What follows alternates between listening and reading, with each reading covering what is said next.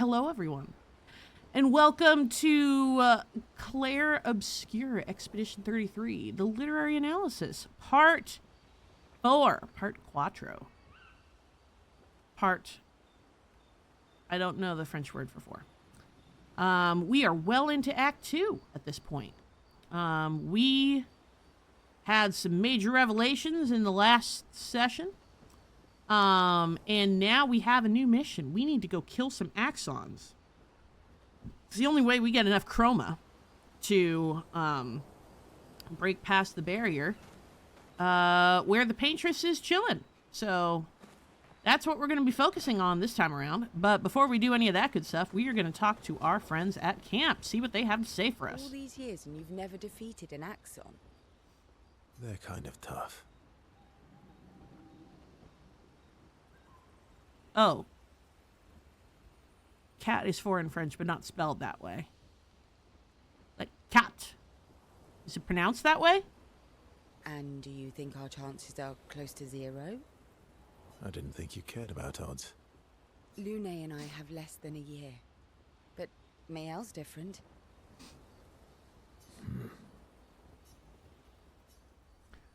Yes. Story time? Let me think.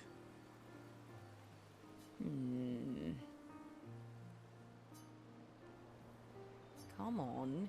You've been alive for over 60 years. You must have tons of stories. Over 100 years, actually. So, it's hard to choose. That is so many years. You're 100 years old and so indecisive? All right. Let me think.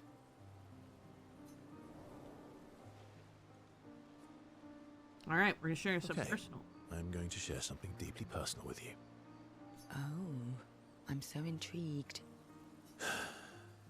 It's about my hair. Your hair? Hey, I'm sharing a heartfelt secret here. Do you want the story or not? Please, do share. Sometime after the fracture, my hair turned completely white, like an old man.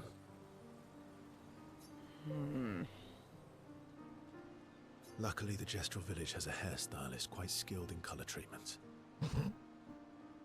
This is going well. Lucky. But he's always napping when I get there, and his apprentice always mucks things up. I'm lucky my hair's not purple this time. Purple could be fun. So, your turn. That was hardly dark or personal. White hair? Old man, I'm revealing myself here. No, you're not. All you've revealed is that you're vain, and that you're really bad at making appointments. Vain? Hey, I'm not the one with all the bracelets and rings. We knew you'd support Farm. Actually, my students made these bracelets for me, to remember them by. Hint, hint to any of my students watching this. Because chances are we'll never see each other again. Okay, we don't have to get that dark with it, but still, bring me trinkets.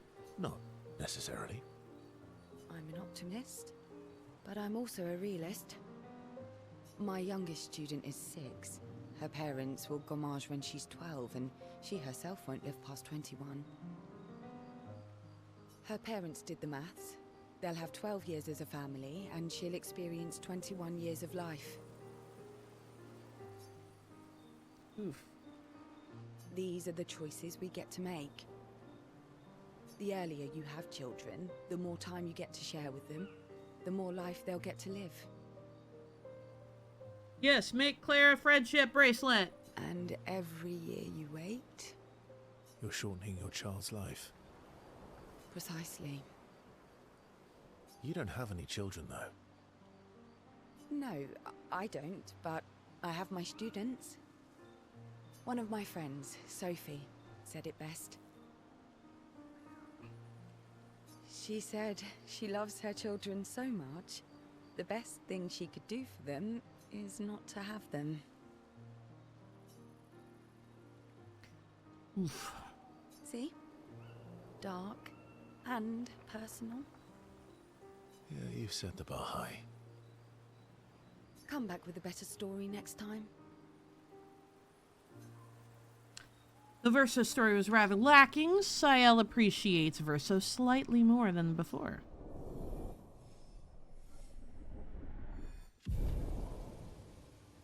Level 2. Ciel and Verso spend a bit too long teasing each other before going back to the others. Do you have any more for me? They're kind. And do you think I didn't think. Lune? Oh, I get more. Verso approaches Ciel, who seems open to talking. Here to make amends for your terrible story? I'll be honest. I didn't expect things to get so deep so fast. I could tell. I'm not really sure you're up to the challenge. He definitely uses humor as a shield. Oh, I can keep up. In fact, I'm here to offer a story. A good one this time? Yes. Well, you said I'm vain. No, you said you're vain. Would a vain person keep this scar? Yes.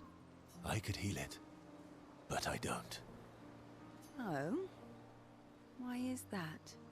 It's a reminder of the price I paid to stand on my own 2 feet. But, it meant walking away from people I cared about. So, there you have it. Dark and personal. I feel like there's more to this story.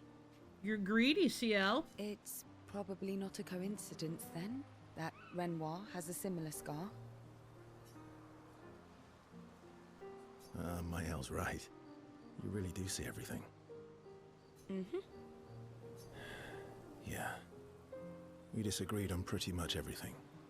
Tactics, goals, what lines we wouldn't cross. I had to walk away, but he was resistant. You fought? It was the first time we ever raised a hand against the other. If you can control your healing, that means Renoir can too. And he made the same choice as you. Interesting. Oh, I never thought of it that way. But, you're right. So, dark and personal enough for you? It was worthy. Worthy of the story of that scar on your stomach. Well, we all have scars that won't heal, don't we? Poetic. Deep. That's a story for another time. The scars look good on you, though. Oh. I know. That's the real reason I keep them. I knew it. Ciel appreciates that Verso opened up to her. She feels closer to Verso now. There's not a whole lot to analyze, I think, with these interactions. They're pretty flirty. They're just flirty interactions with two people. Ciel and Verso switch to sillier topics for a few minutes before heading back to the others. Alright, do you have any more for me? They're kind of... And do you think... I didn't think you... Lune and I... Nope, that's it for you. Lune. Lune is pissed. Okay. We'll talk later then. Do you want to talk now? Yes. Verso approaches Lune. He can see that she wants to ask him more questions. I've been wondering, why stay on the continent alone? Why not return to Lumia? I did. I went back. Helped with the rebuild.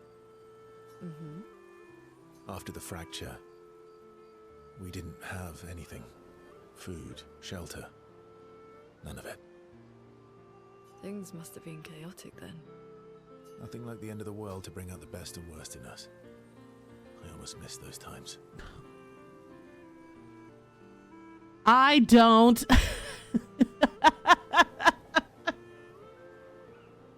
Oh my god. I can't believe we're heading on 6 years since our world effectively ended.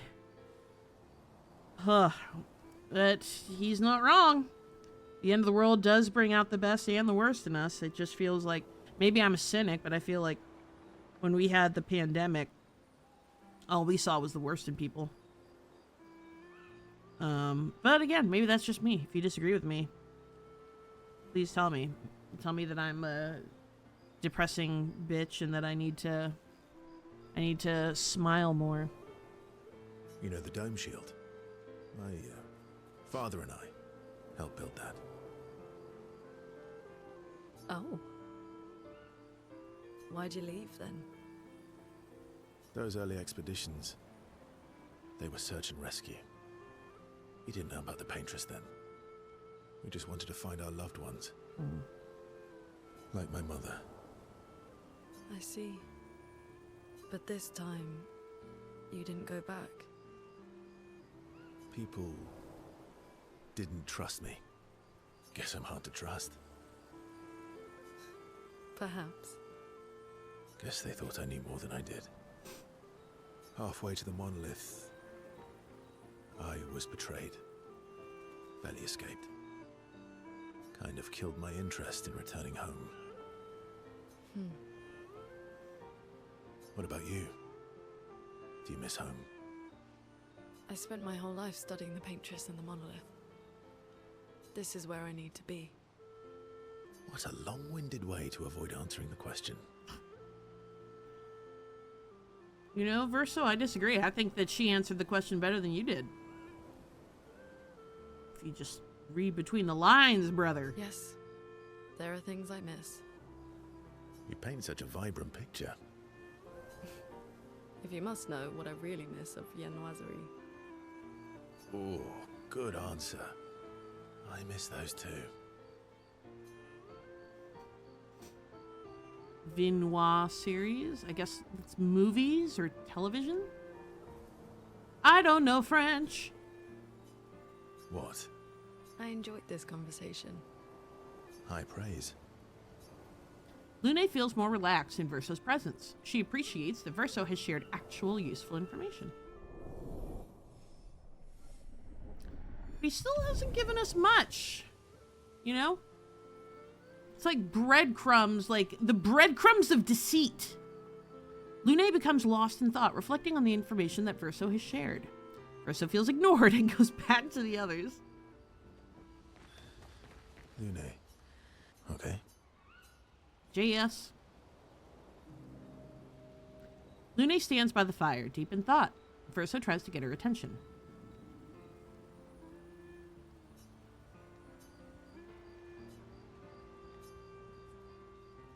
Do you like dogs? Do you like dogs?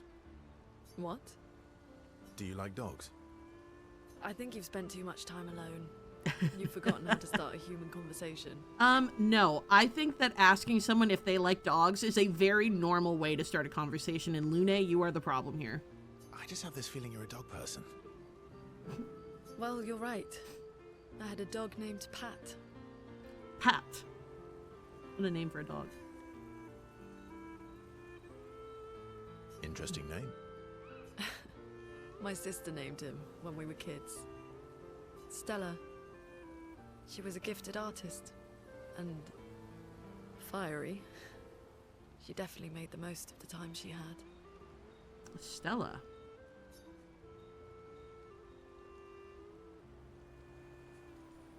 Were you close? When we were younger, I guess. But my brother and sister had their own lives. They didn't care about my parents' research. Doesn't seem fair. No. I'm glad they got to live. Sol was a great older brother. Lune, Stella, and Sol. So you literally have the sun, the moon, and the stars. And I'm pretty sure CL means sky. But I could be wrong. That's actually how I met Gustav. Sol was dating his sister. So, you knew Gustav for quite a while then? That's an awful lot of personal questions. Is it? It is, isn't it? All right, we can talk about me again if you want. How generous of you. Ask away. I'm being sincere. Go ahead, ask me anything you want. We've got all night. Remember, you offered. All good, Erica. Please take care of yourself. I'm glad that you had a good time, though, with trivia. Do you like monkeys? Oh, come on. Verso and Lune enjoy a moment together. Lune's in such a good mood that she forgets to ask Verso other important questions, which Verso takes note of. I appreciate you, friend. Get some good rest. Take care of yourself. Have some good sleeps. We will talk soon. Have a bit more fun together before heading back to camp. All right, do you have any more for me? Okay. You do!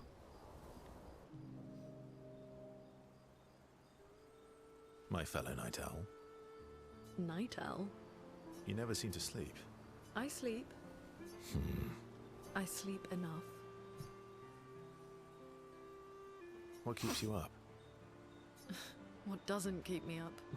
Great, yeah. With you there, From one Lune. insomniac to another. Sometimes I just can't turn off my mind. It's like I pick up a puzzle and I can't set it down until I solve it. And what's your current puzzle? The talking Neverons. The ones that seem to have personalities and thoughts and feelings. I'm trying to make sense of the things they said. I know there's an important piece of the puzzle there. We need to find and talk to more of them. I've talked to a few. They mostly spout nonsense. I wouldn't expect too much. Maybe you weren't asking the right questions. Well, I'm certainly not as experienced as you. What about you, my fellow night owl? Why can't you sleep? Oh, you know, weight of the world, a tortured soul, things like that. Oh, a funny night owl. Come on, I just shared with you. You did, didn't you? Feels nice sharing, huh? Feels even nicer when people reciprocate. Sleep is not very restful for me. I used to have horrible dreams, but somehow it was worse when they stopped. Now it's just this oppressive void. Fascinating. So, you experience discomfort while you sleep? Pain? Are you aware of time passing? Read the room. I should observe you next time you sleep. Well, that's not creepy. Precisely. It's science. Yeah, let's make it doubly weird. So does this mean I can watch you sleep? No, that'd be creepy. Right. Verso flashes a grin at Lune. Lune can't help but smile back. The world feels a little brighter when they're together. Adorbs. 4! Lune can't restrain herself from asking Verso a few more questions before they head back to the others. Thanks to Verso's answers, Lune understands Chroma better than before. Hooray! Tree of Life!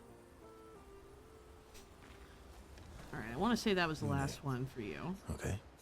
Yep, that was the last one for you. Ready for the Alright, action? Mael.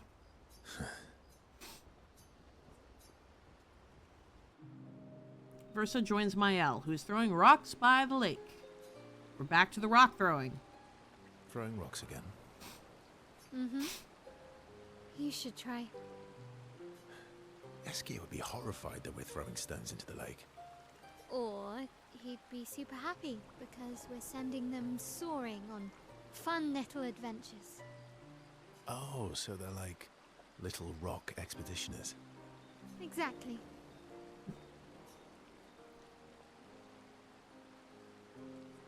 Would that make you Lumiere then? Yeah, I guess so. I'm launching them on their journey and watching them from afar. Stone after stone after stone. Oh, made it dark there. Knowing they'll never come back.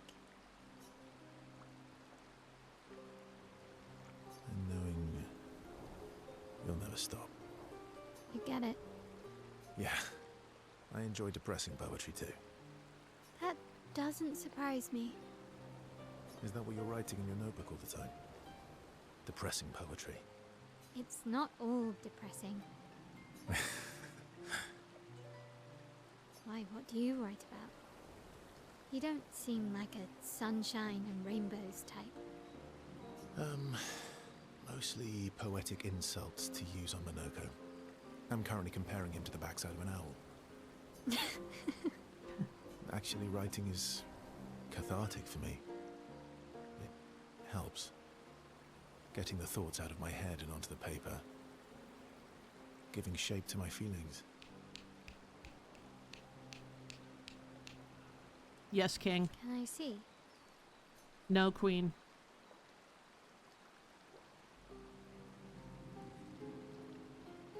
Ooh, kind of a personal request there. Oh, come on. I bet you secretly want people to read and appreciate your poetry. Do I get to read yours?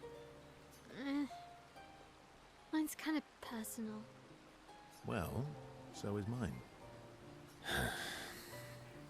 Okay, fine. I'll let you read mine, if I get to read yours. Okay, deal. Be kind, though. Yeah, I can't promise that. Mael and Verso feel closer to each other.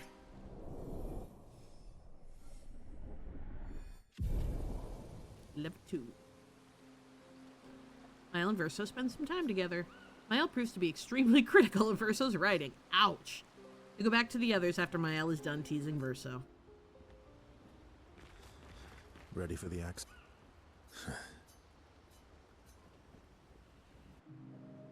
Verso approaches Mael, who is alone by the lake. What was it like for you, growing up in Lumiere?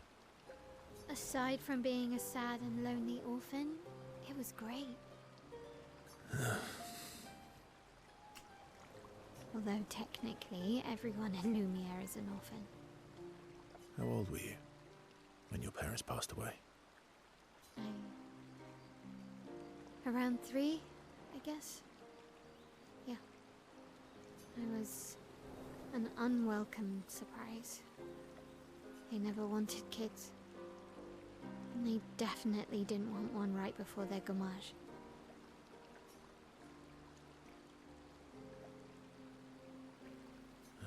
Yeah. Your arrival must have caused quite a bit of concern. Panic's probably a better word. Then they died. And I bounced around from family to family. I can't even remember all of them. I was kind of a weird kid, I guess. So was I. Oh yeah? Yeah, I was obsessed with my piano and my paint set. I was a bit more severe than that. I used to have lots of nightmares and talk to myself. Kept running away from home all the time. Nah, if that's weird, then we're all weird. Actually, I kind of think everyone's a weird kid in someone's eyes. Well, I was a weird kid in everyone's eyes. Even Gustav's. Kind of. It's why he and his sister took me in. Nobody else wanted me. But I guess Gustav and Emma used to be weird kids too. So they liked me. See? Everyone's weird.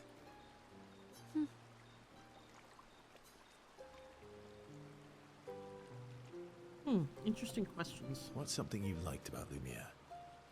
Wandering around the buildings. Nobody wanted me for any of the fancy apprenticeships. So I got stuck as a runner for the warehouses. But that turned out to be kind of nice. I got to go everywhere in the city. I probably know the place better than anyone. Yeah? What was your favorite place? These are really good questions that he's asking her. Expressing curiosity and interest in her.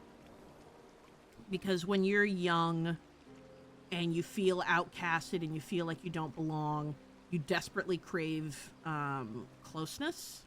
You desperately crave validation. someone to relate to, and Verso's offering her opportunities for that, especially after she's lost someone that she was very close with. This is great work by Verso. The Hanging Gardens. Me and Gustav used to go up there a lot. And also allowing her to reflect on things that make her feel Do happy. you miss Lumiere? Good follow-up. Yeah. I do. Not just the place, but everything about that time. The festivals, the gardens, dancing the night away on the harbor. Before, well, all this. Thought home was gone. Not just the place, but also the people. You have us now? Yeah. And you've got me. So, you want to dance the night away? Maybe us, Ciel. Mael starts to open up to Verso. She feels more comfortable with him, as does Verso with Mael.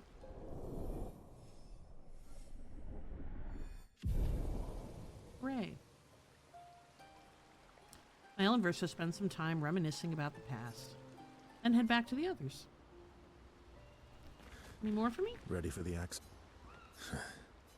Nope. You're good. All right, what you got for me, Mongia. Minoko?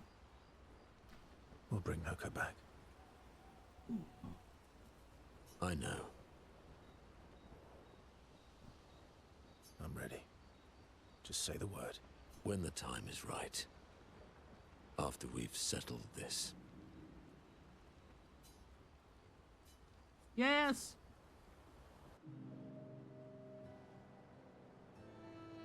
I see you got stronger. Well, I didn't spend the last few years hiding in the mountains. The mountain where a Pellerin cut you in half and you cried for my help. Yeah, the mountain where a Stalag stomped you and I had to evacuate you. You want to fight? Well, unlike Jestrels, I need sleep, so I'll pass. Coward. Have you seen how weak you are now? I beat you blindfolded. Ouch. In the mountains, I have learned inner peace. These petty provocations do not work on me anymore. I've missed our little excursions. Yeah, you do too, I know. Remember our first battle against the duelist? Sure do. We got our asses kicked pretty hard. And this one time we tried to swim to the Red Tree Island and you got eaten by that snake. Oh yeah, it turns out living inside a snake's belly is possible when you're mortal. Carving my way out was a nightmare though.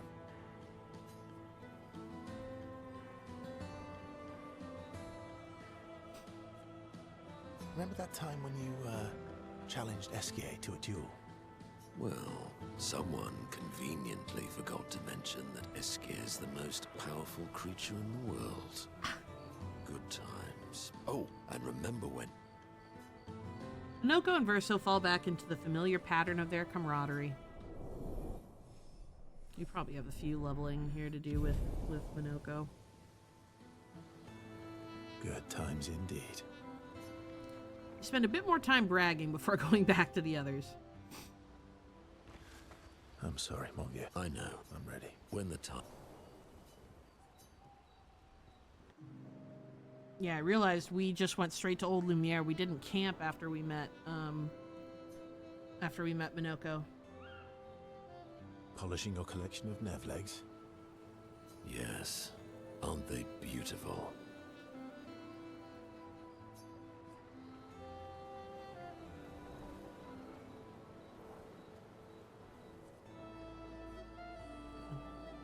Yes. I, too, find the legs of our enemies to be beautiful. Yes. I knew you would appreciate them. You, sir, are a true connoisseur of elegant weaponry.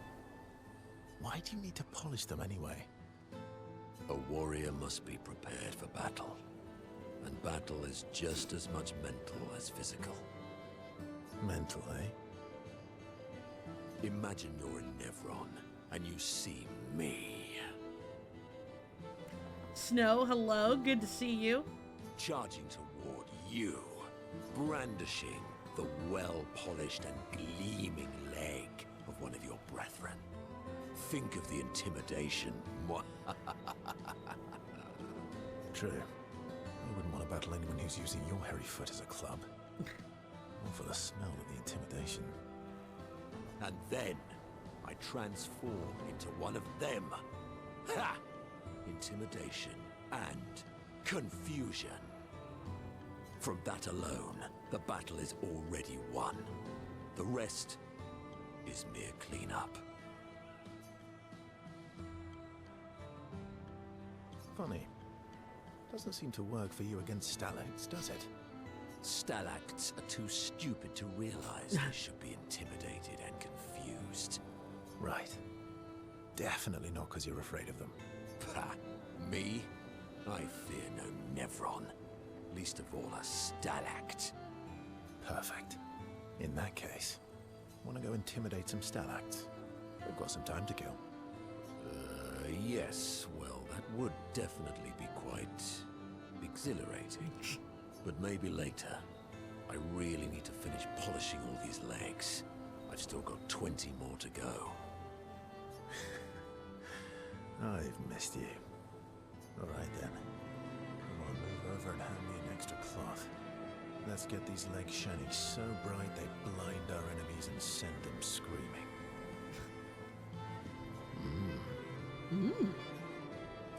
As they polish Nephron legs, Minoko exuberantly bellows a war chant and bullies Verso into singing along. They sing together with great gusto.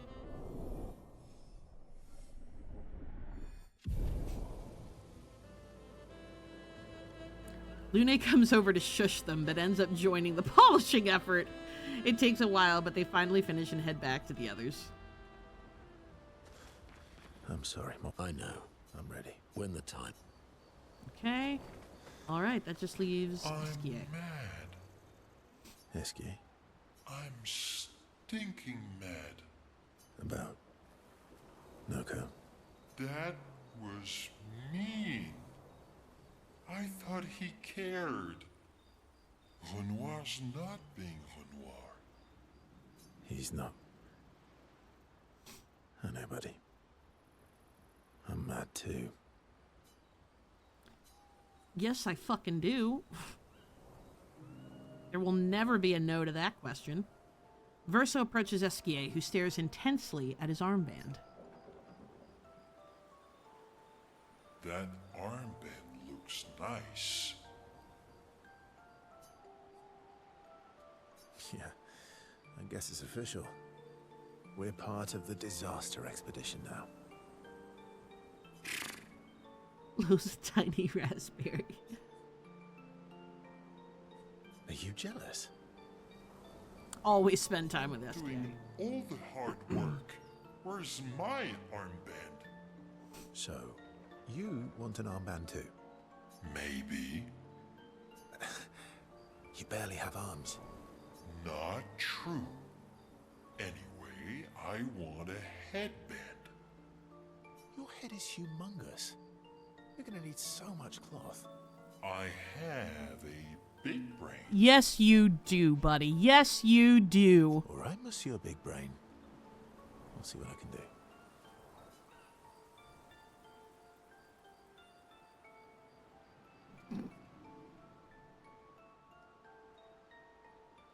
Absolute cinema. Happy now? Ooh, this is the nicest thing ever. Ever. Esquier is even more excited than usual. Verso has given Esquier the greatest gift ever. Esquier is overcome with emotion.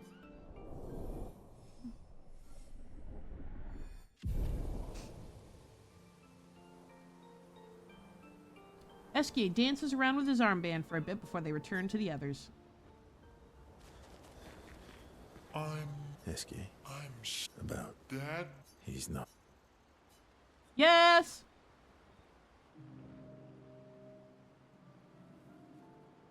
Enjoying the stars. stars? stars are the apples of the sky. I love the way you see the world. Me too. Oh, that constellation looks like Francois.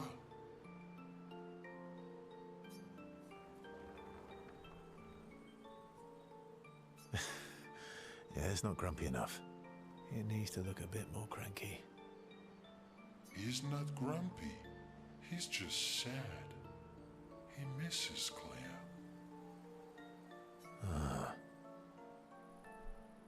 Confront used to be all wee, but now he's all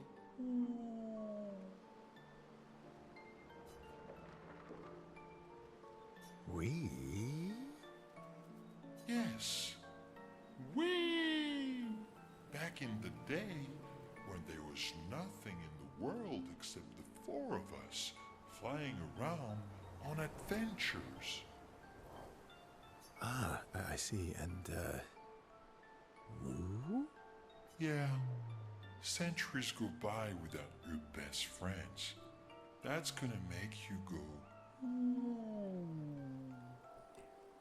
How come you're not grumpy like Francois? I am grumpy. Oh, are you now? I too am. But I'm also wee. So the wee balances the.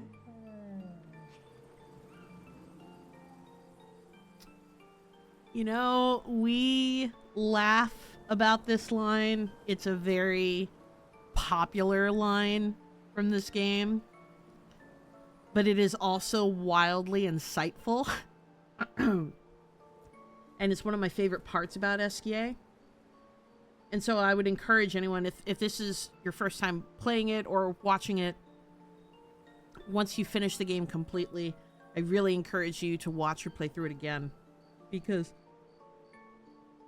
these moments, especially with SKA, you realize how insightful he is. And he's depicted as this big, fluffy, wholesome character. I jokingly refer to him as like French Baymax of like Big Hero 6. Because he's that big, you know, warm, wholesome character that's meant to make you feel good. But SKA is not... SKA is not without, his complexities. Or without, intuition. He is still able to look at people and understand them and understand the source of their pain. He reads people very well. And he speaks, and though he speaks very simply, the concepts themselves are not simple. This is a very, like, actually insightful thing to say, that we're not all one thing or the other. We're not all completely overjoyed. We're not all completely depressed. That these two aspects of our personalities should create balance. And it's also shows a level of self-awareness about himself.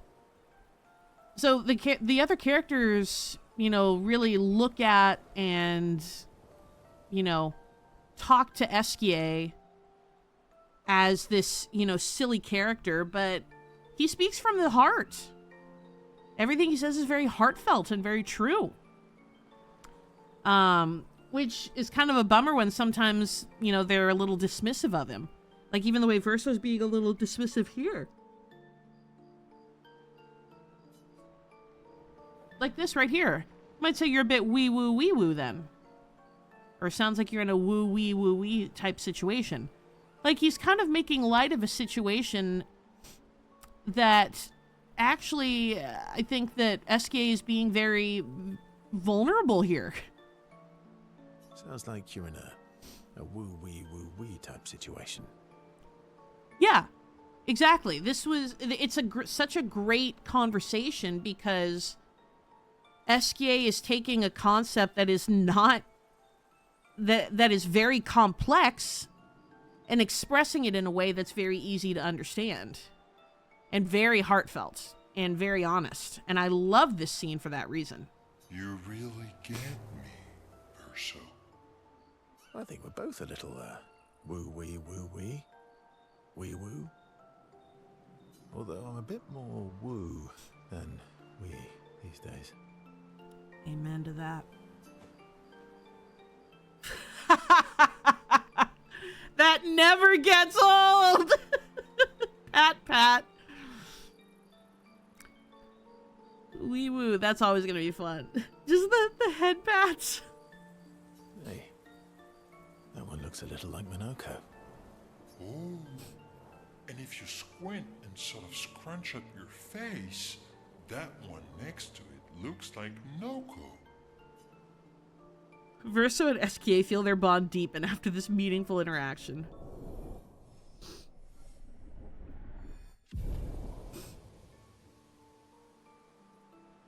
They spend more time looking at the stars, saying they look like things they absolutely do not look like. Head smother almost.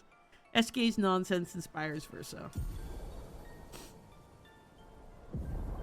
They so big. And head back to the others. Good lord, we've been streaming already for like an hour and we're still only in... SK. We haven't left camp. About. Dad? He's not. Okay, we're done with our camp interactions. Oh, no, we're not.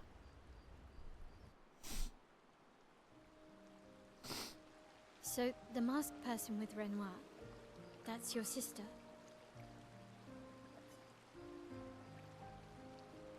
What a hard leap to make. Her name's Alicia. What's wrong with her? She wears a mask all the time, she never talks, and she's always staring. She was trapped in a fire a long time ago. Damaged her face and her throat, so, yeah. Why did they come to see me? I don't know. That surprised me when he told me. She helped me before. I thought she'd help me again, but it seems she's chosen a different side. Family is complicated, right? Yeah. Do you want the armband back? What? I feel like a fraud wearing it, given, you know. Wear it anyway. You said you chose your side, right? I did. You're not upset with me. Strangely, no. I hate secrets, but Gustav always gave people the benefit of the doubt. And your actions are what matters. I trust you. Thanks.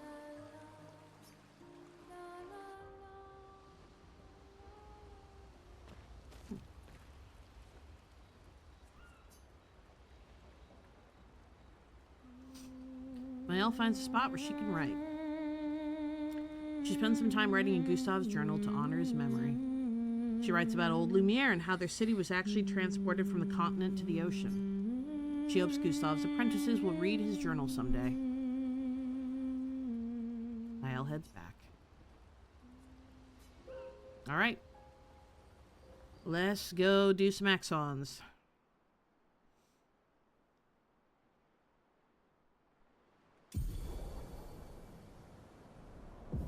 Swim through coral reefs. Hooray! From any expedition flag. Perfect.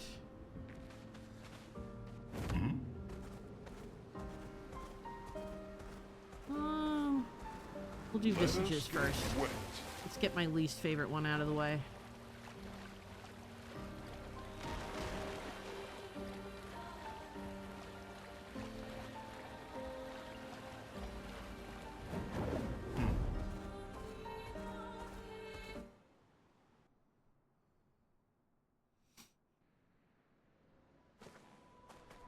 So this is Visage Island. He who guards truth with lies. Are those faces? infinite sea of them. Ugh, I hate it. Definitely my least favorite level. Or area, or whatever you'd want to call it. Is the island singing? Yes, and I hate it. Melody. This is creeping me out. Agreed.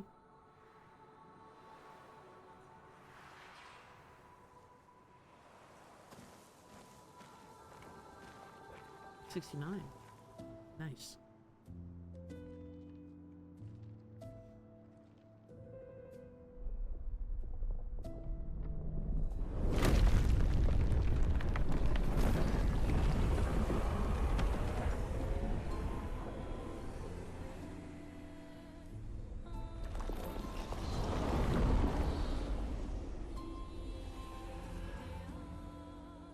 What's it doing?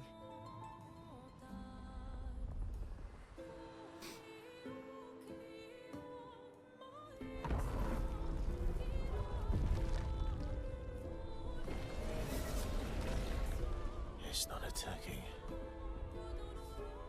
Was that an invitation? So it seems. Feels like a trap. I don't mind a straightforward path for once. Better than battling through a mountain of Nevrons. No, Verso's right. Something feels off.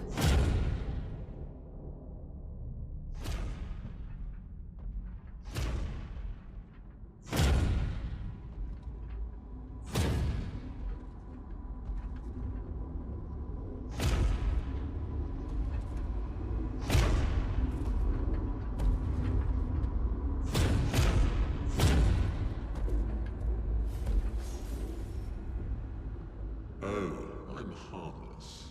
You don't need those. Well, if you're harmless, then these weapons will stay harmless too. Touché. Well, Visage invites you to join him in his chamber at the end of this path. I assume that's why you're here. Where do the other paths lead? You're free to traverse them. Masks are not just to obscure, they may also illuminate. Look for the masks that you need. Meaning? The invitation stands.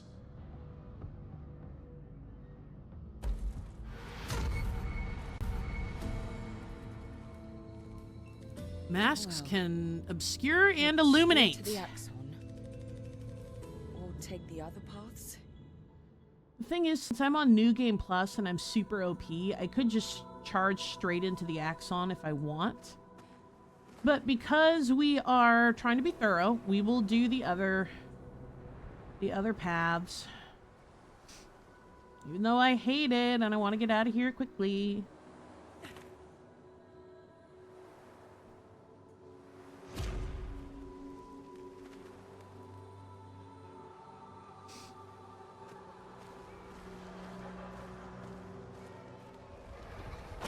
Oh no, it ate me.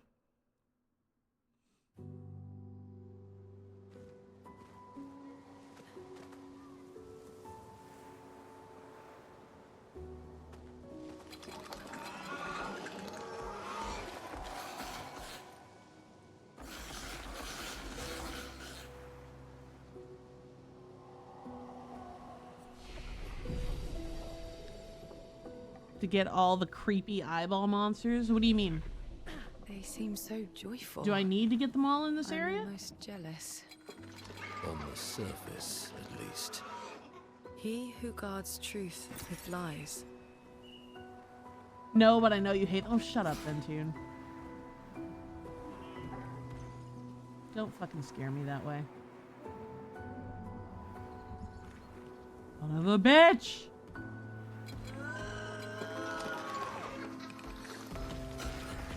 Ugh. Fine!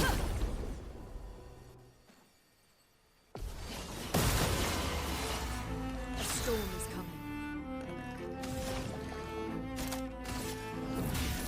Elements, converge. Let's push forward.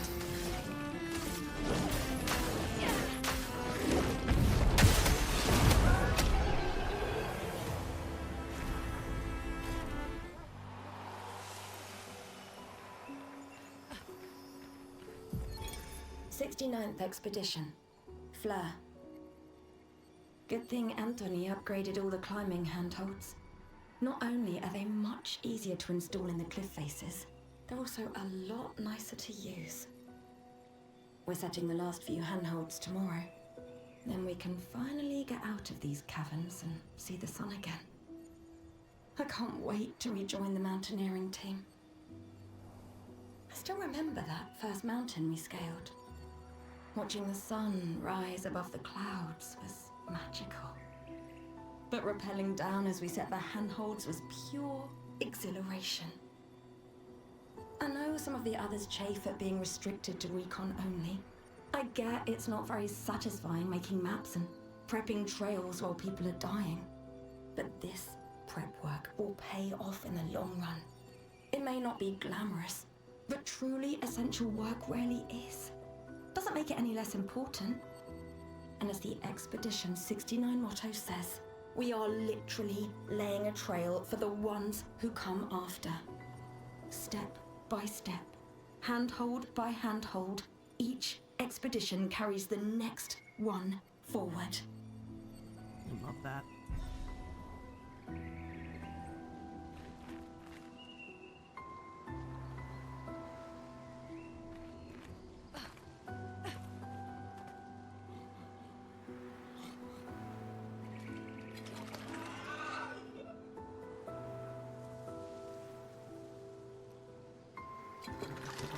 Over here.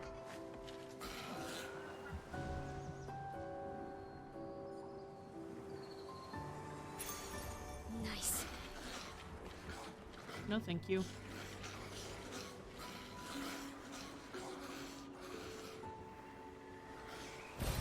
Great.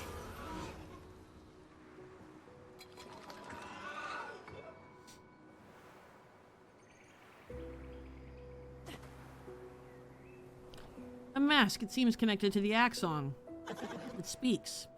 He who painted this world, seeking what he could not grasp, longing to share with those he loves. Behind his smile, what could it be? Joy! Something happens.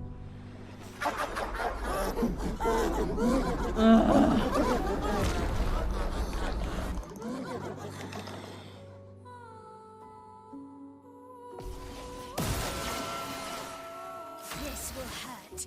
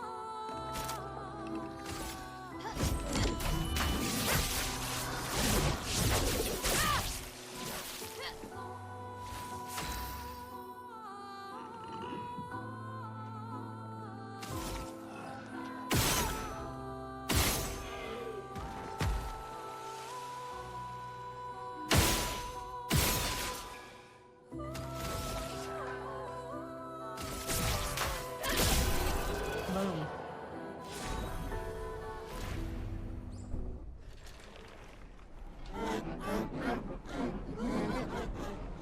Oh, I hate you.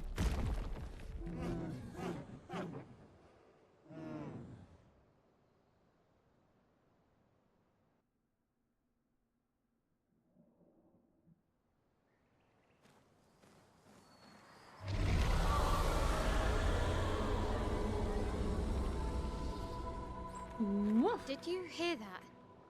That was the Axon. Destroying these masks seems to hurt him. Then let's keep doing that. Alright, so then I need to go this way.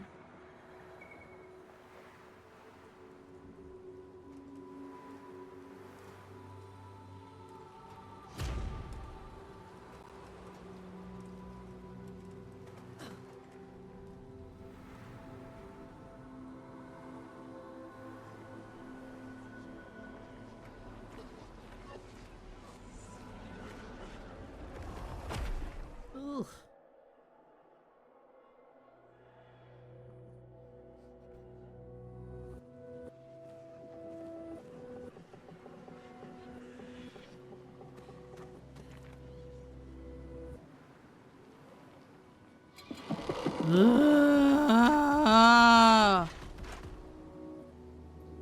Shit's fucking nightmare fuel.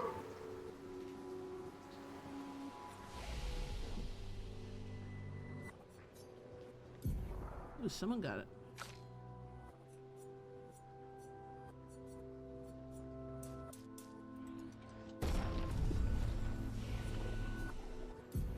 I realized CL had any skills left to learn.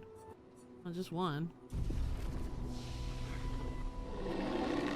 I know they're Nevrons, but witnessing the sorrow of others, I can't help but feel for them. A noble but tremendously fatal impulse. I know there's another journal entry in here somewhere.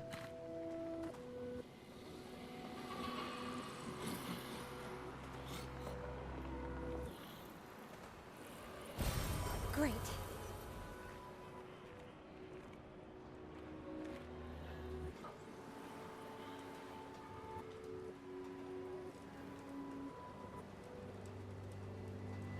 Oh, and this guy. Forgot about him.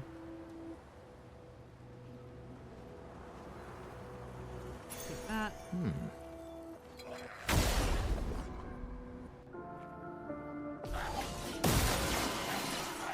Blades sharp. Firing. Stop.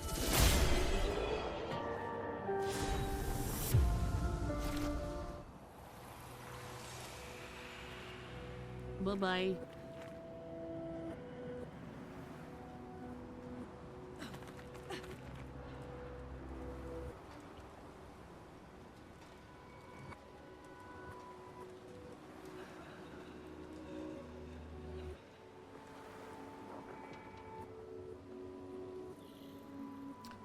think it might be up here, actually.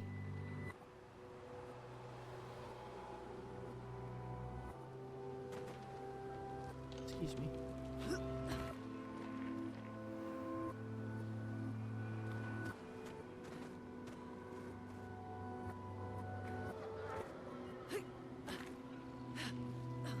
Yep, I was right. Expedition 39. Albert. Edith's not back. So until then, we stay on recon. All these masks are freaking me out. They're fucking creepy. I swear I could hear one of them singing. The Nevrons around here behave so strangely. Almost like they don't really want to kill us. They still do, though. This place is making me crazy. Maybe if I wore one of these masks, they'd leave me alone. Oof.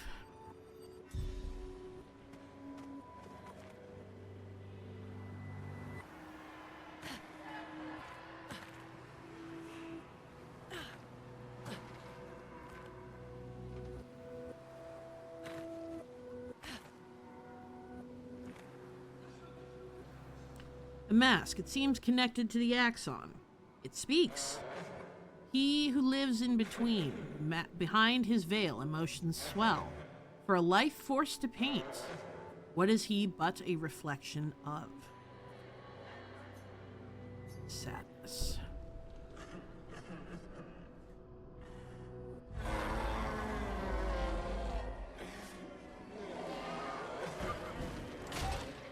I would have shat my pants so long ago.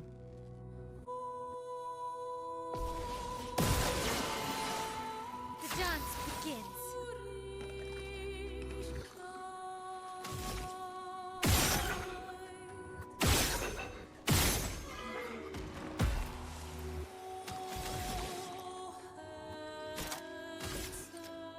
Finesse and precision.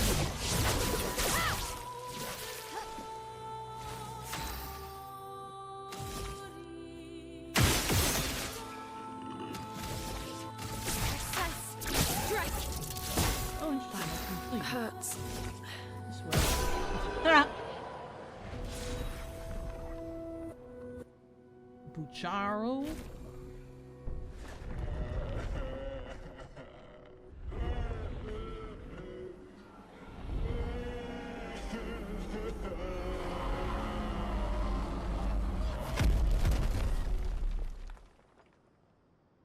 Hate it.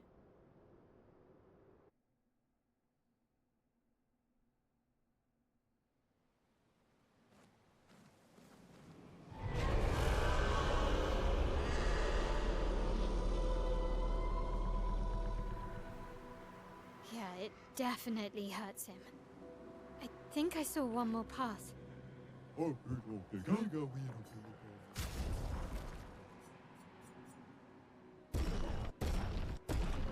I will buy all of your Clair Lumina. That's good. We're weakening him. This feels off.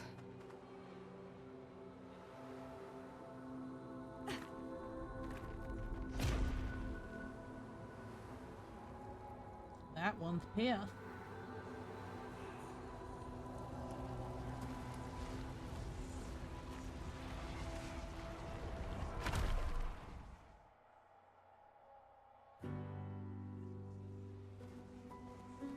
Oh, Toon, if you're still Everything is here, destroyed.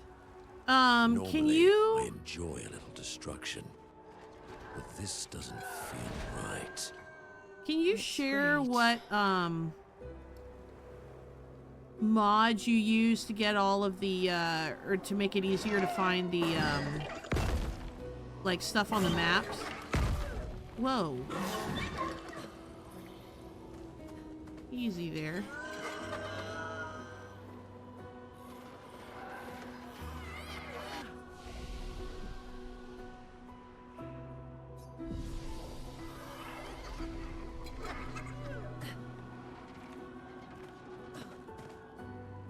Thank you.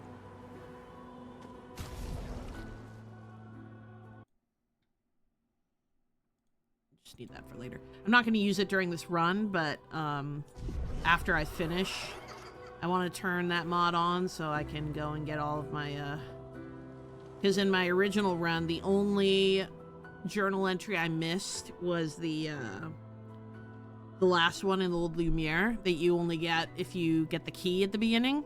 And I didn't get it in my first go-round, but I got it this time. So I think I have to get all of the journal entries again in order to get the achievement. And I just don't want to go hunting again. I already hunted them all once. He who cannot fight fate.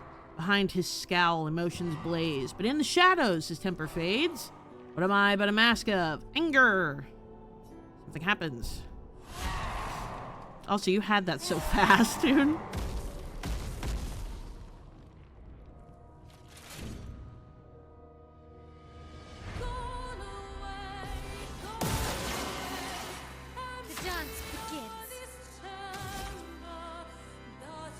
Quick draw.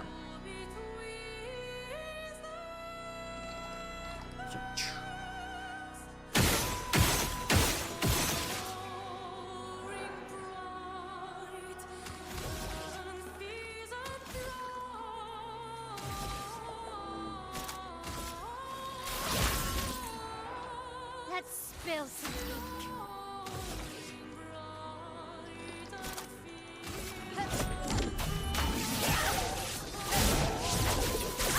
Bye-bye. Let's push forward. Elements converge. Oh, that was silly. I shouldn't have hit him.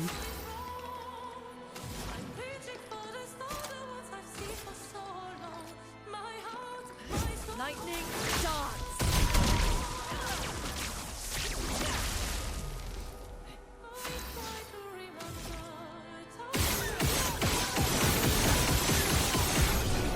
Got him.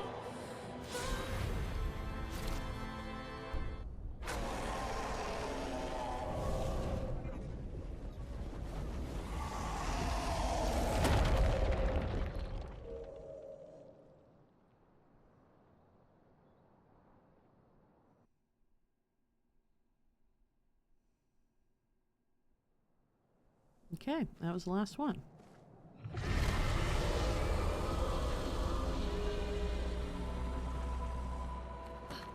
I think that's all of them. We should be able to fight the Axon properly now. Let's answer this thing's invitation.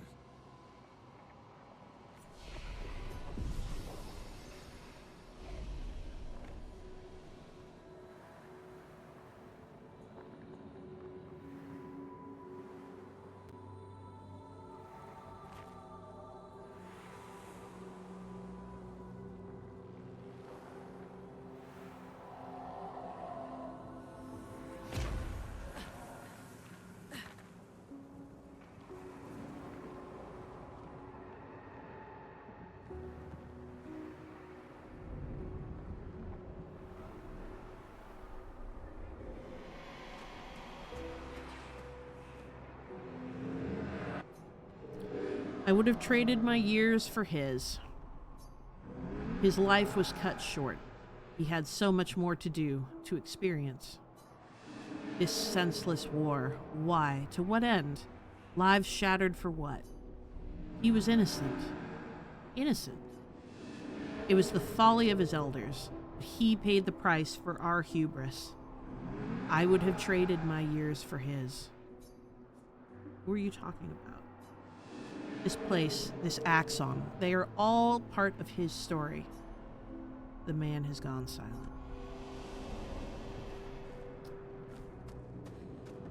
Oh, that line will never not give me chills. I would have traded my years for his. And I can't say anything because of this boiler.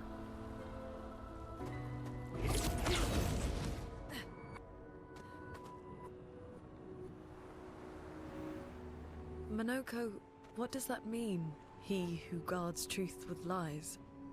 Exactly what it sounds like. Guard as in protect? Or guard as in control? Yes. Ha!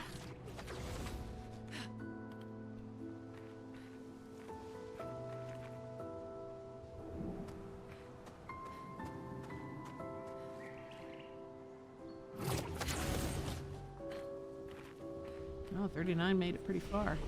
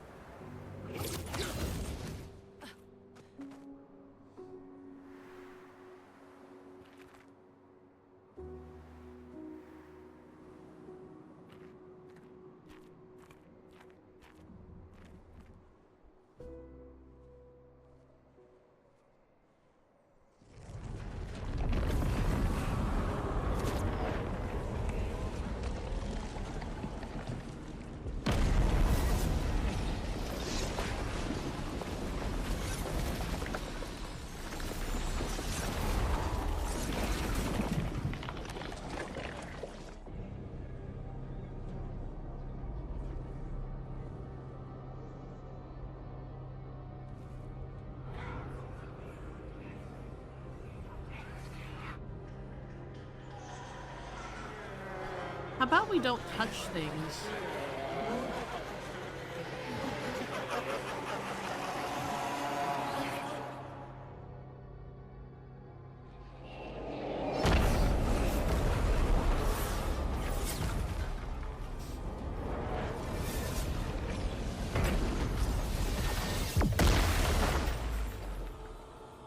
I think you pissed him off.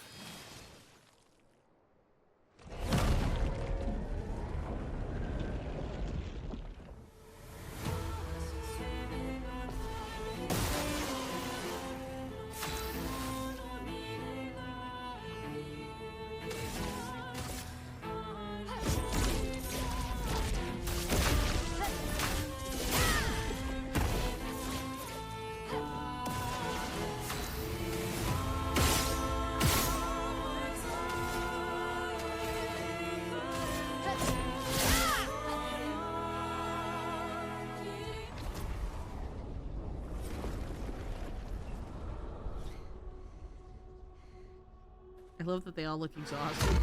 Took a turn and a half.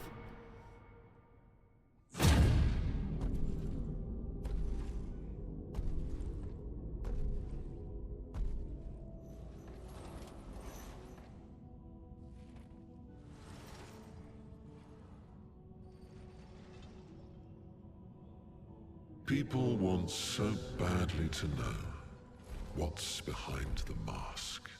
Front, back, recto, verso. Great art is both window and mirror. Whether it's your mask or theirs. Harmless, huh? He's the real Axon. Child, we all need masks, but how you use them.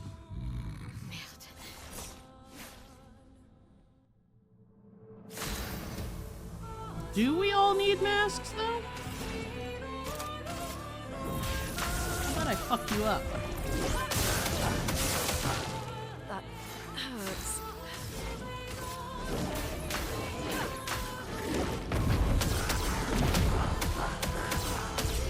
Good night, bitch.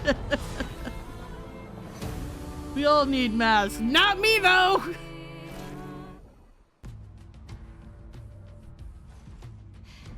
We did it.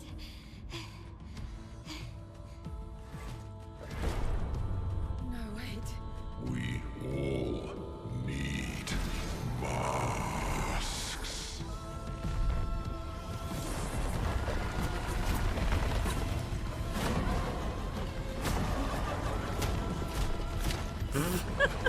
That'll never not be funny.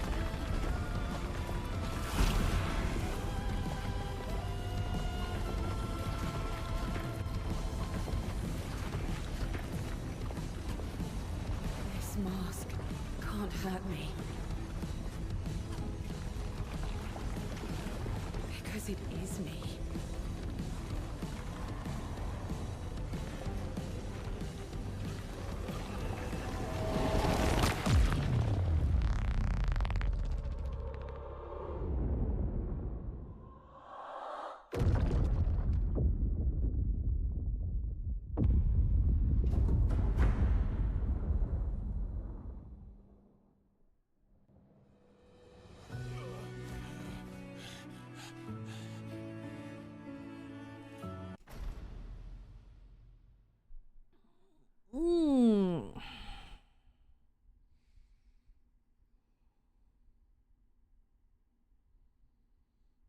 How do I want to talk about this?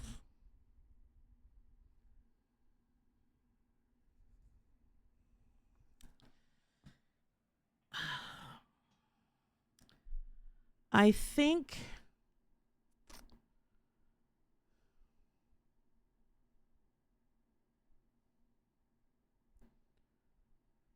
of all of the characters and of all of the conversations we've seen had so far, I think the one who is most comfortable and open about who she is Ciel. She doesn't keep secrets. It doesn't mean she's not private. But she doesn't try to hide the type of person that she is. What you see is what you get with her. She is very forward. She's very honest. She's very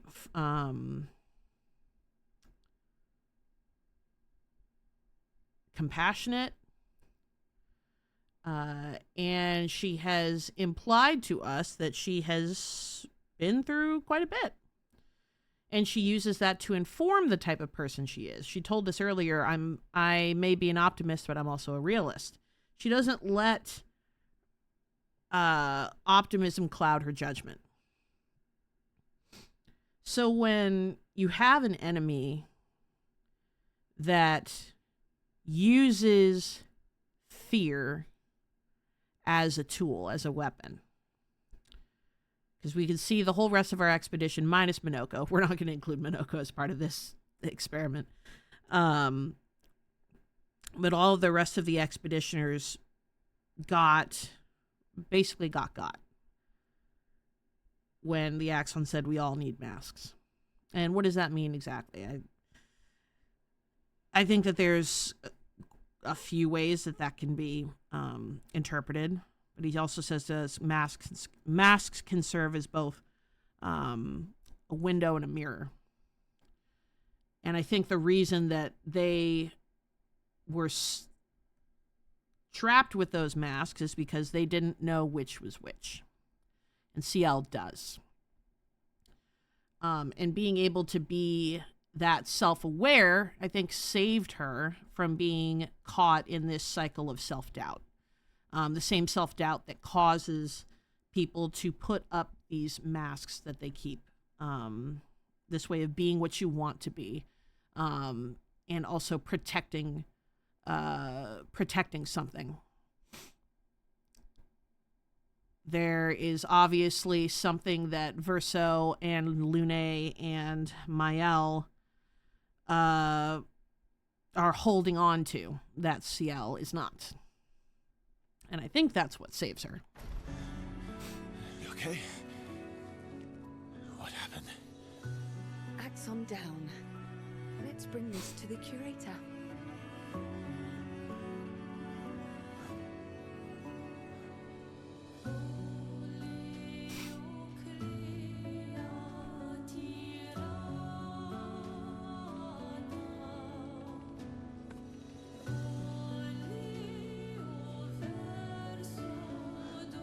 That was Verso, wasn't it? Renoir.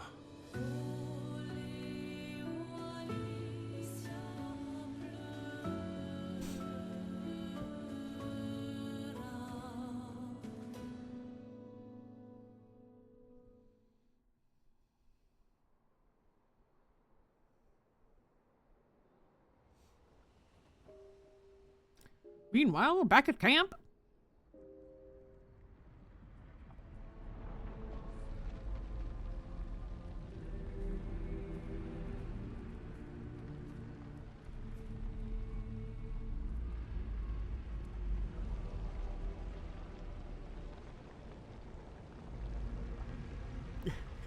Me? It was a long camp episode. You want me to give it to you? Why?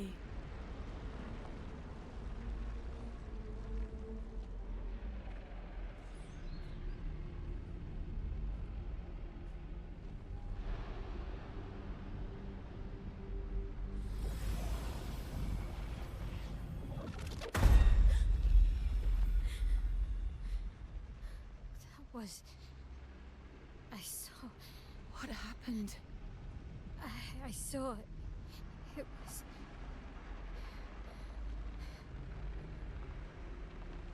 Renoir? I used to see him in my nightmares too. He can be quite traumatizing.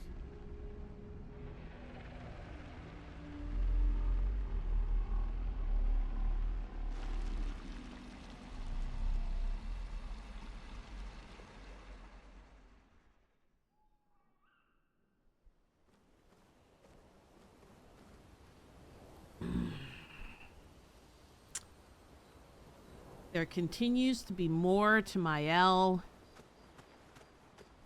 than we are getting, than we are aware of, and that Mael is aware of. And why would the curator ask for Mael to provide the mask? What significance is there with Mael giving it to him versus Lune or Verso or anyone else in the expedition? Why did it have to be Mael? You have nightmares too? About Renoir? Yeah. He's hard to shake. Yeah. You want to spend time with Mael? JS?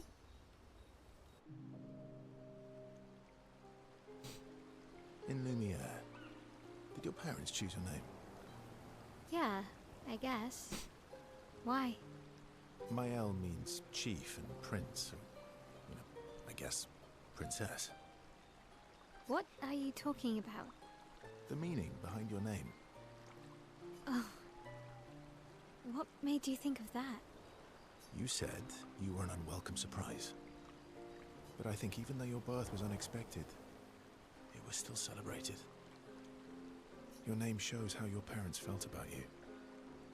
What kind of life they dreamed for you. Chief. Guess they had bigger dreams for me than I ever did. Reflecting on this a little more,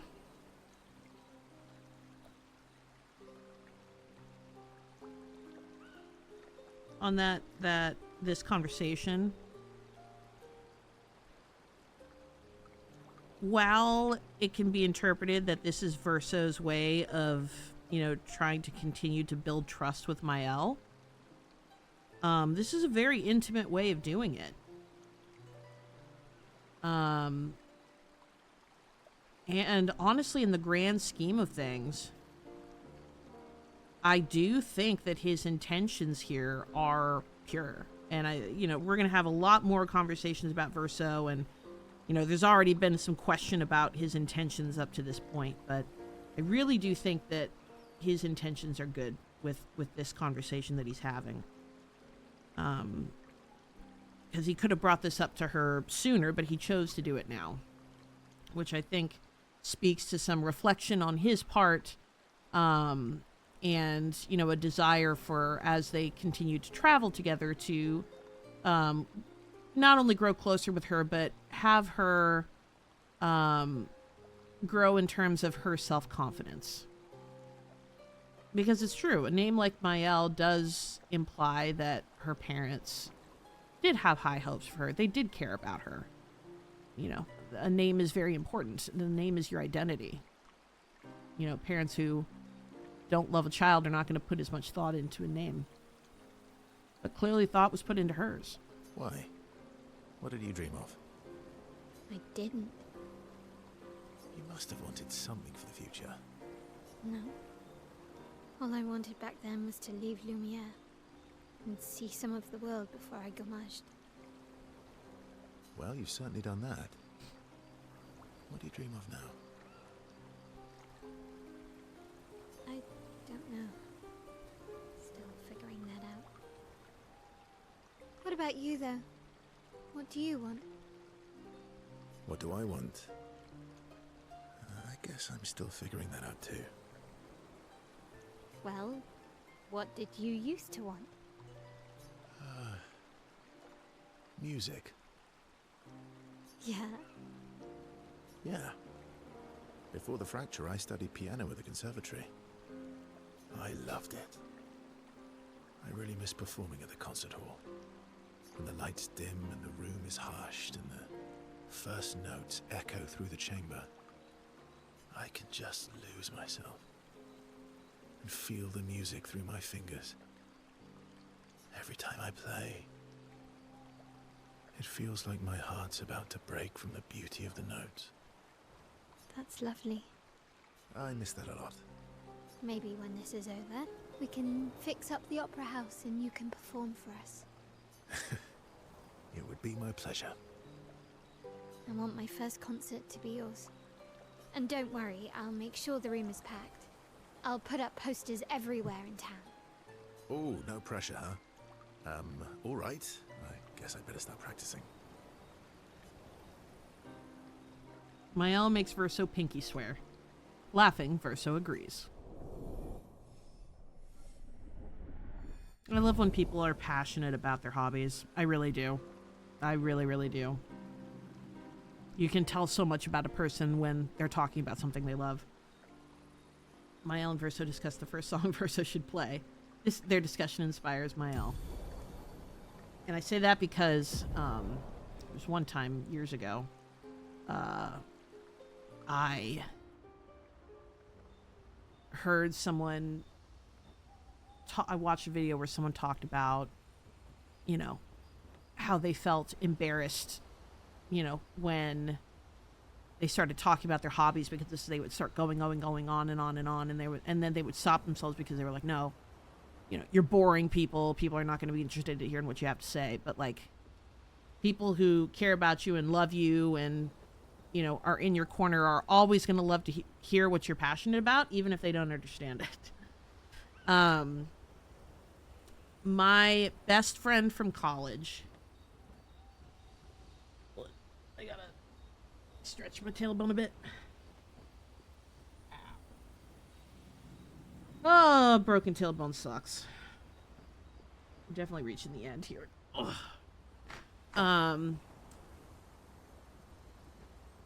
My best friend from college, her name's Joy. Some of you have better. We were English majors together. We studied up together. We've traveled the world together. And we could not be more different in so many ways. Obviously, we both have a love of reading and book learning, and, you know, we're definitely bookworms in our own right. But that's pretty much where the similarities end. Joy is very adventurous. She likes to try new things. You know, she's very sociable. She can make a friend out of anybody. I'm much more of a homebody. I'm a little less social. I'm a little more shy. And Joy does not play video games at all. Never has. And, you know, I've been playing video games since I was 6 or even earlier.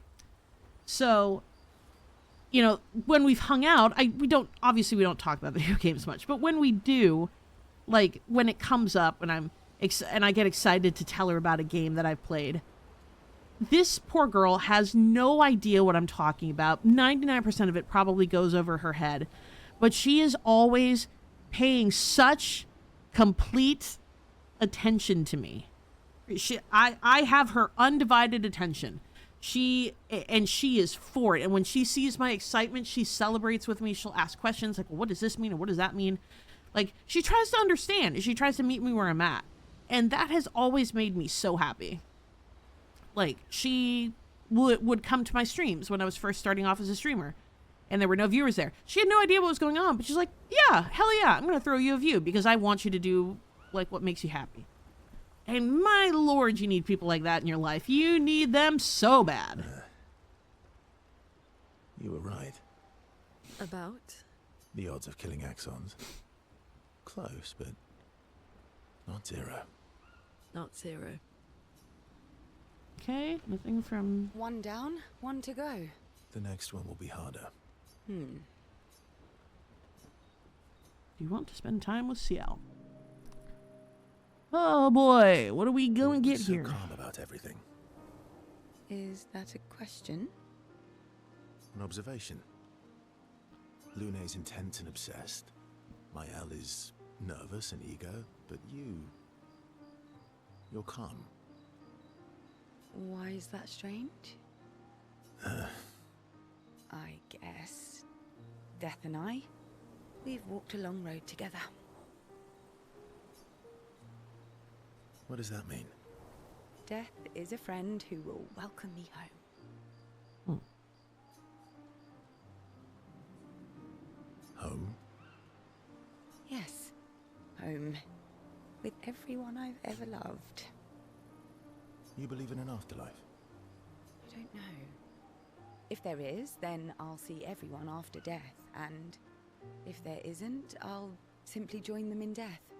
I'll be with them either way. It's an interesting philosophy. For someone so young. True. I'm not quite as old as you. Why don't you share some of the wisdom you've accumulated over your very long life? I am indeed very wise.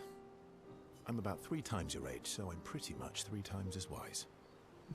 Yes. You must have many pearls to offer. Sadly, no pearls. All I can offer is another story. I'm not really in the mood for stories tonight. Oh. And here I had prepared something truly dark and heart-wrenching. Save it for tomorrow. Let's do something else tonight. What do you have in mind? That depends. How adventurous are you feeling? You mean like hunt Nevrons? What? I'm waiting for you to connect the dots. Oh, you mean, adventure. You've been alone too long on this continent. When was the last time you seduced someone? Not counting Minoka. I'll admit it's been a while. So?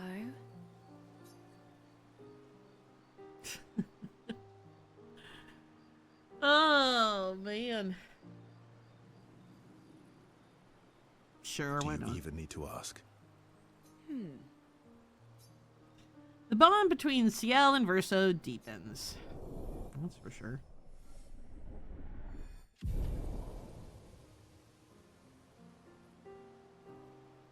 Verso and Ciel spend some time together, away from the others. Urso and CL became a bit more than friends. CL feels inspired.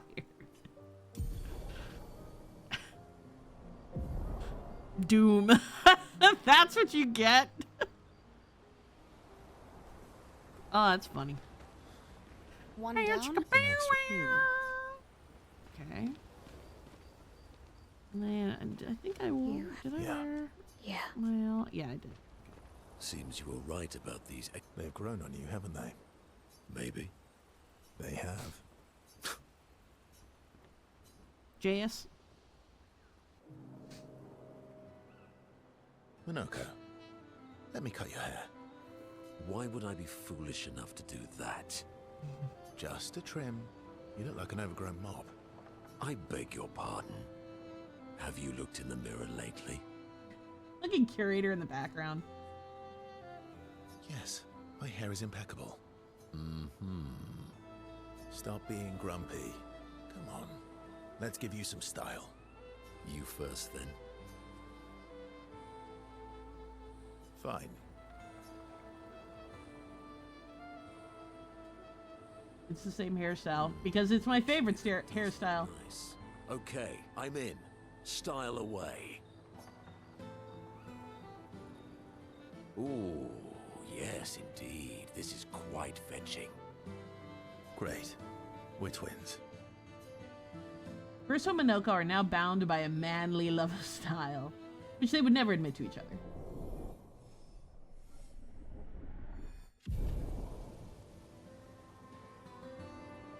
As is tradition, they now spend too much time arguing over who looks better before heading back to the others. I think I already had those unlocked, but... Seems you will. They've grown up. Maybe. They have. Okay. What about you? I recognize that look. What's got you so grumpy? Those masks. What about them? Are you jealous? Why? I'm supposed to fly too. Maybe stop losing your rocks then. How do you lose them anyway? Don't you swallow the rocks? Sometimes I love too hard. I can't control myself and... Okay, yeah, I see. It's hard to control. Alright, I guess that's all we get from them. Oh, we have another cutscene. Hey.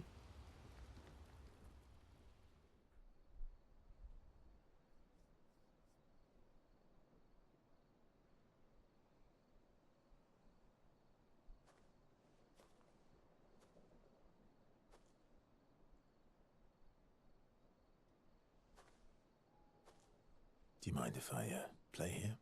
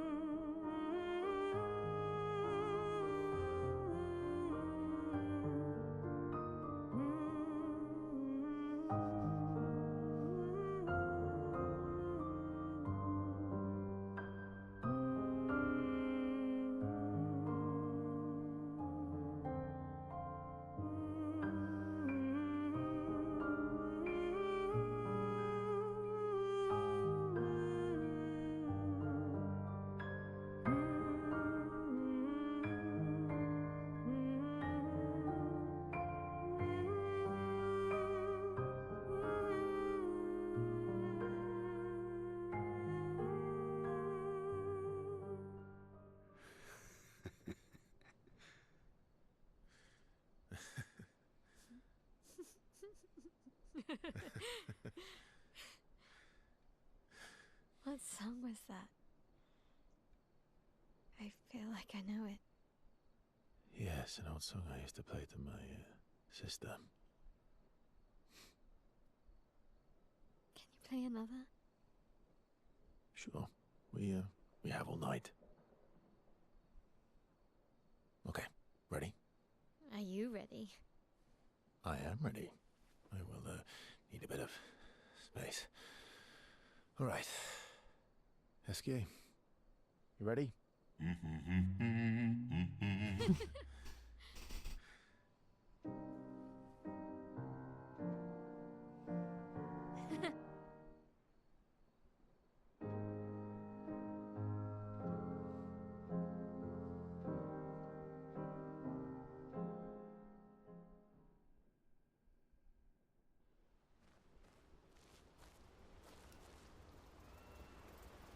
The thing about scenes like that, honestly, about most art, is that it's all up to interpretation. I have always been of the opinion that as long as you're consuming a piece of art with intention, whatever interpretation you give it is correct.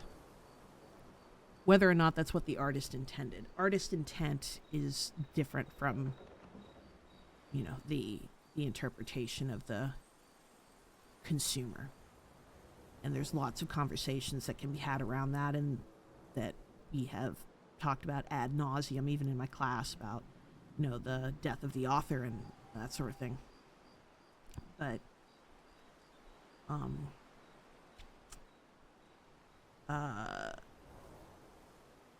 it always takes me back to my favorite line in Spiritfarer, said by Gustav. It's funny now that I think about it.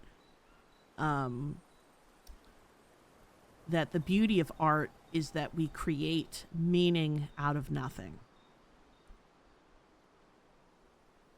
This game was created by a team of developers who deeply cared about the story that they wanted to tell and the characters that they wanted to use to tell that story. And the scene we just saw, which is meant to depict how, Verso's talent and love for piano playing, more of the wholesomeness of Esquier, but also the growing bond between Verso and Mael. It's also, I think, perfectly reasonable to take the scene at face value. That it is just a beautiful scene of people being people and people appreciating music, people appreciating art, people appreciating closeness. Also, thank you so much for the follow, new friend. We have anonymous follows here. Feel free to introduce yourself, or you can continue to lurk, whatever is your preference. But the fact that we can create meaning out of nothing, for where there was nothing before, is, I think, probably the most beautiful part of the human experience. The most beautiful part of being human, of being sentient, of being self-aware. Being able to create, and then being able to take the things that we create and give them inherent meaning. I will always think that that's the most beautiful thing. And I love that scene so much for a lot of reasons. I love the memories it invokes in me. I love the what it means for these characters. And whatever my interpretation of that scene is, and whatever your interpretation of it is, both of those things are true.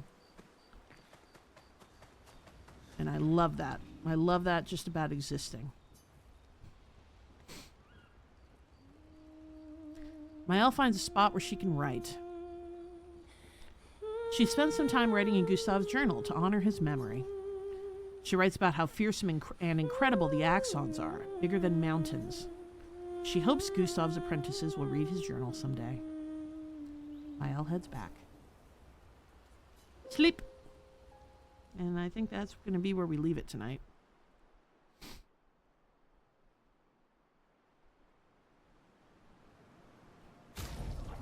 All right. Well, thank you so much for watching. Hope you're enjoying. Not as much analysis in this episode, at least not up until the end. I think some of the camp conversations, while they're meant to help you get to know the characters more, they aren't necessarily very in-depth. Some of them are, some of them not so much. It definitely helps you get to know the characters, but there's not always much to really analyze. But good session with the Axon. Yeah, lots of camping tonight. Good session with the Axon. Good bonding with our fellow expeditioners. So in part 5, we will take on the second Axon and see if we can't make our way to the Paintress. So again, thank you so much for watching, and we'll see you in part 5.